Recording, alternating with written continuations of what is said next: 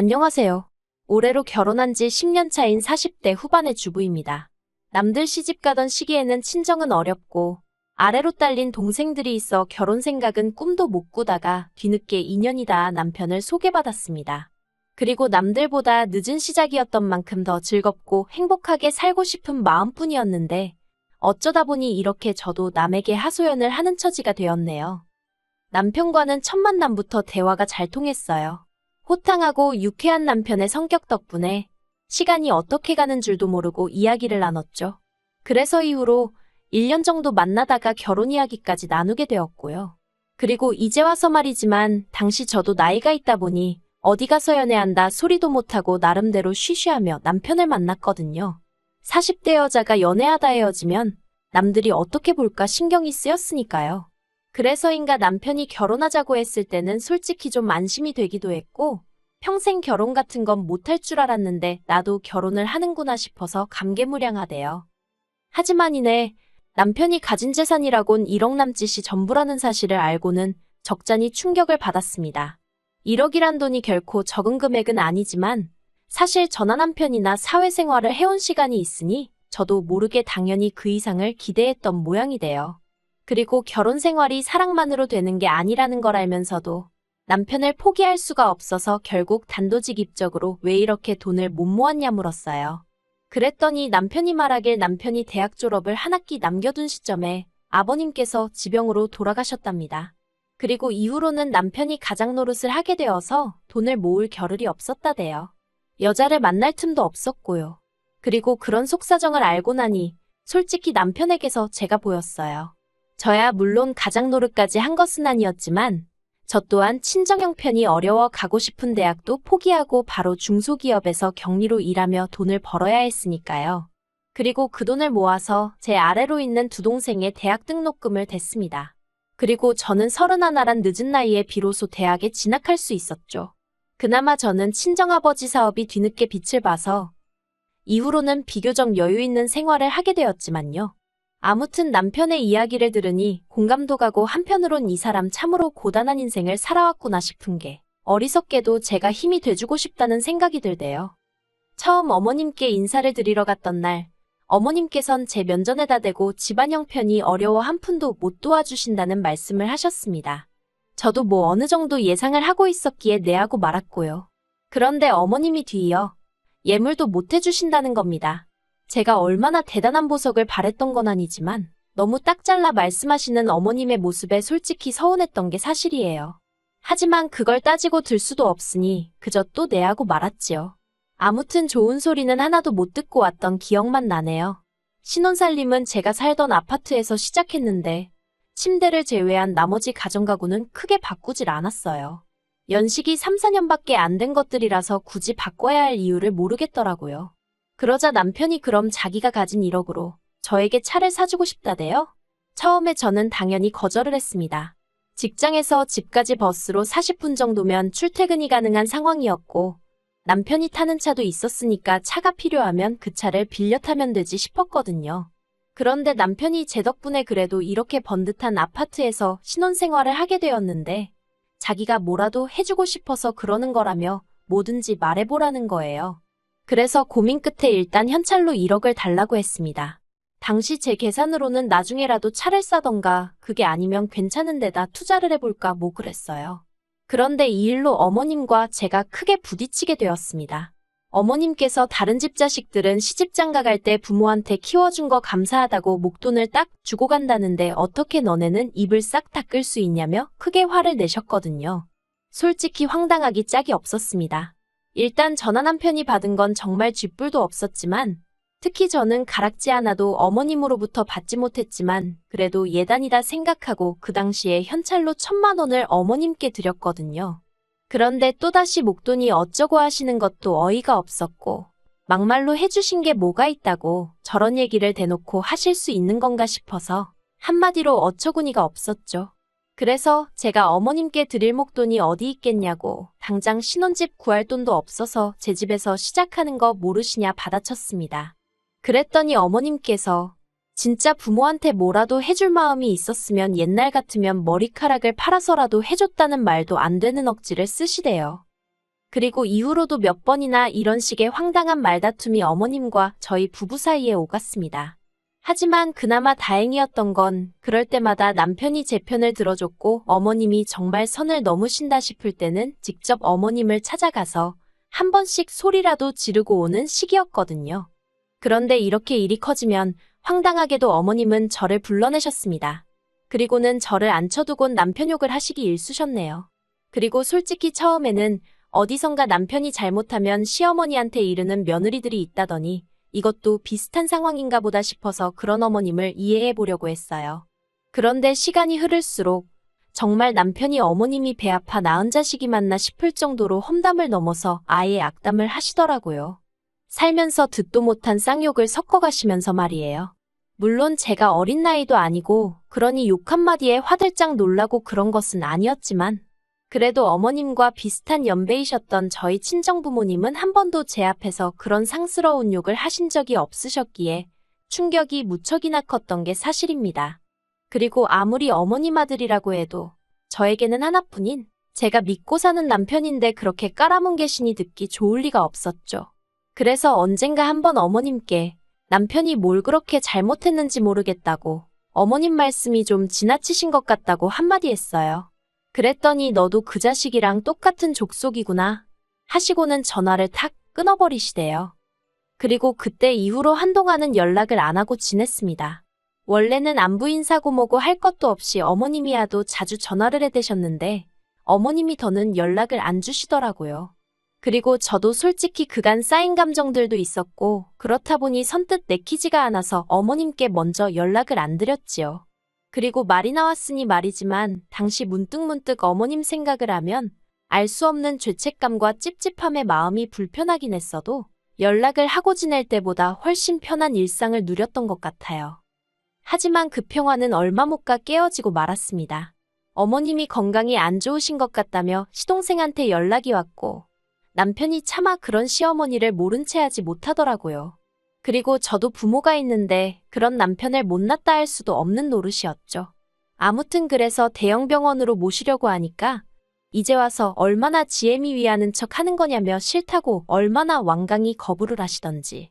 그래서 결국 그때 병원에 못 모시고 갔는데 결국 얼마 후 뇌경색으로 병원에 입원을 하게 되셨습니다. 그런데 그때는 또 왜인지 저희 집 근처 병원으로 입원을 하시겠다고 고집을 부리셔서 저희 집에서 20분 정도 걸리는 곳으로 모시게 되었어요. 당연히 내키지 않았고 싫다는 얘기도 했지만 시동생이랑 신우가 합세해서 밀어붙이니 방법이 없었죠. 그런데 문제는 막상 병원에 도착하니 어머님께서 담당 간호사한테 너 간호대학을 나왔냐 안 나왔냐 하시며 막말을 하시고 의사한테도 어디 의대를 나왔냐며 아니 정작 어머님 자식들도 서울에서 내노라 하는 대학 나온 자식도 하나 없는데 잘난 의사 학벌은 왜 따지시나 싶은 게 한마디로 제 낯이 다 뜨겁더라니까요. 정말로 너무 창피해서 모른 척하고 싶은 마음뿐이었네요. 사실 어머님의 막말은 상황을 가리는 법이 없었습니다. 평소에도 예를 들어 외식을 하러 식당에 갔는데 만약 음식이 당신 입맛에 안 맞으면 그냥 다음에 안 가시면 되잖아요. 그런데 꼭 주방까지 쫓아가서는 맛이 있네 없네 간이 짜네 어쩌네 한마디 하고 오십니다. 그래놓고는 하시는 말씀이 당신은 여장부 같은 성격이라 할 말은 다 해야 하고 따질 건 따져야 한다면서. 정작 그런 성격 때문에 주변 사람들이 힘들어하는 건 안중에도 없으셨죠. 오죽하면 남편이 먼저 자기 어머니지만 엮이기 싫다며 거리를 두자고 했을 정도였으니까요. 그러던 중 지난해 기어이 사단이 났습니다. 그때도 어머님하고 남편이 뭐 때문에 싸워서 한동안 서로 연락을 안 하고 지낼 때였어요. 그리고 저는 평소처럼 퇴근하던 길이었는데 어머님한테 전화가 걸려왔더라고요. 보나마나 또 남편 흉이나 보시려는 거겠지 싶어서 안 받으려다가 혹시나 위급 상황이면 어쩌나 싶은 생각에 결국 전화를 받았습니다. 그랬더니 아니나 다를까 아주 멀쩡한 목소리의 어머님이셨어요.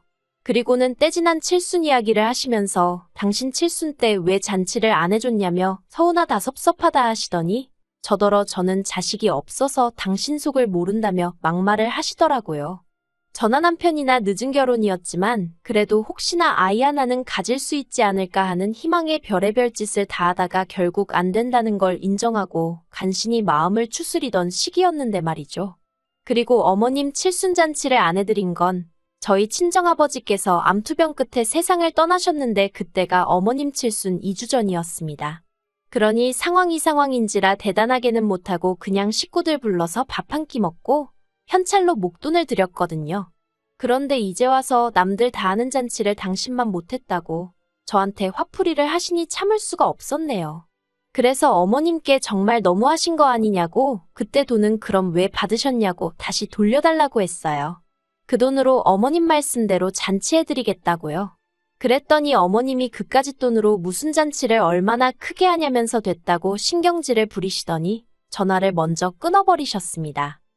전화를 끊긴 후에도 한참 동안 뭐랄까 마음이 진정되질 않았습니다.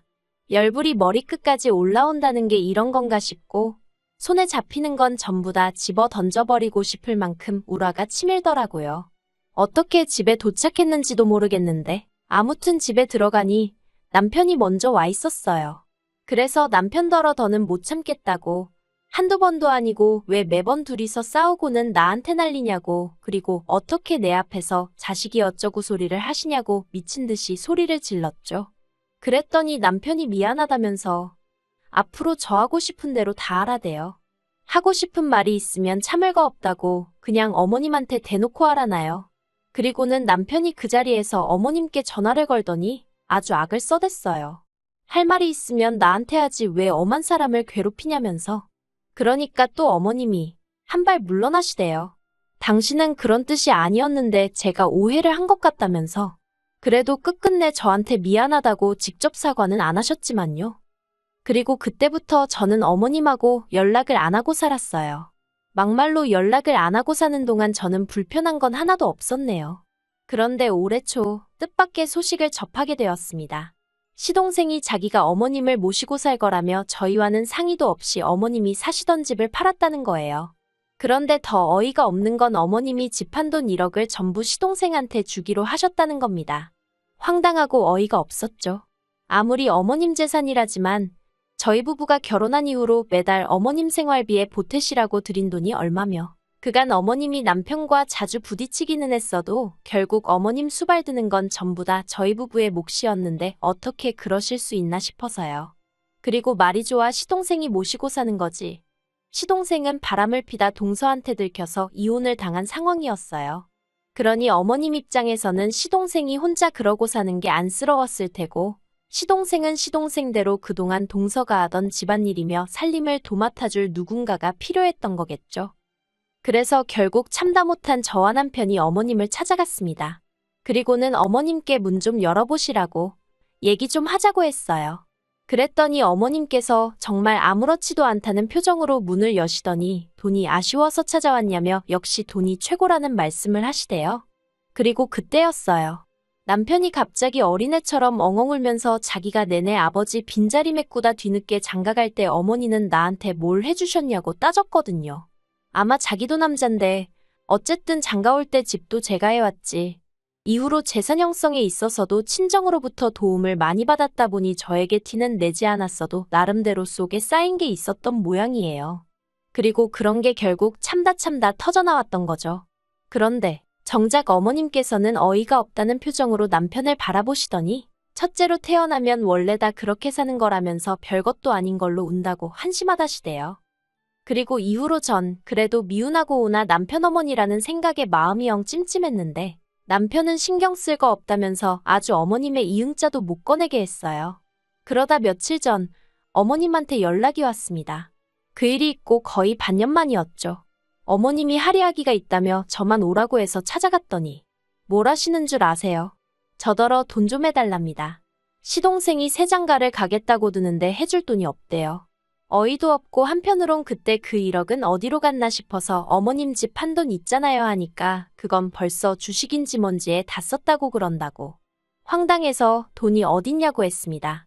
그랬더니 어머님이 어차피 너네는 자식도 없는데 죽을 때 그 돈 다 싸지머지고 갈 거냐면서 저희가 결혼 생활하는 동안 부동산으로 재산이 조금 늘었는데 그걸 염두에 두고 하시는 말씀이셨죠. 너무 짜증도 나고 아무리 저보다 어른이라지만 뻔뻔한 태도에 정말 진저리가 나더라고요.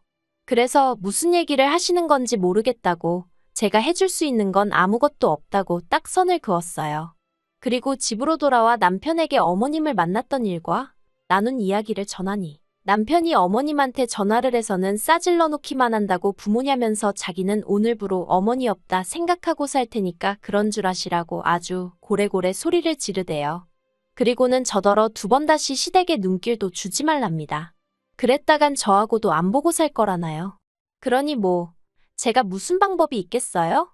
부모 자식 간의 일이니 언젠간 풀어질 수도 있고 그냥 시간에 맡겨볼 생각입니다. 딱히 나서고 싶지는 않네요.